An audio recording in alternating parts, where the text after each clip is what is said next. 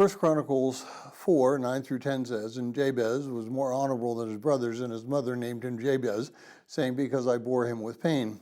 Now Jabez called on the God of Israel and said, Oh, that you would bless me, indeed, and enlarge my border, that your hand might be with me, and that you would keep me from harm, that it may not pain me. And God granted him what he requested."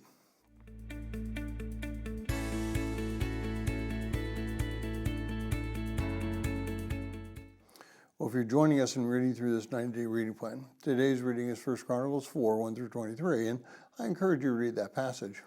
Well, several years ago, there was a book entitled The Prayer of Jabez, and it became very popular for a couple of reasons, but mostly for the simplicity of the prayer.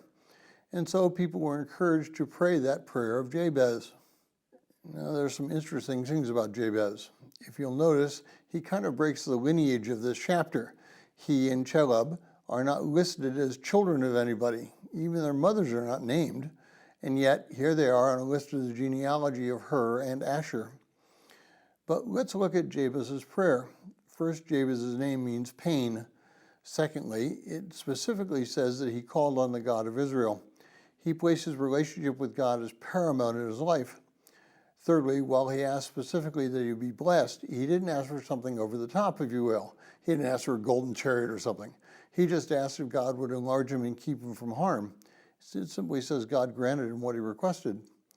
Before we get all bent out of shape about asking to be blessed, all we have to do is turn to the Lord's Prayer in Matthew 6, and we can see the exact same elements in the prayer of Jabez as in the Lord's Prayer. So Jabez didn't pray a prayer that was out of bounds. He simply reflected on exactly what he was supposed to reflect on, and that was asking God for blessing. He didn't ask for a golden chariot. He didn't ask for a big house on the hill. He simply asked that God might bless him. Well, sometimes we need to get off our high horses.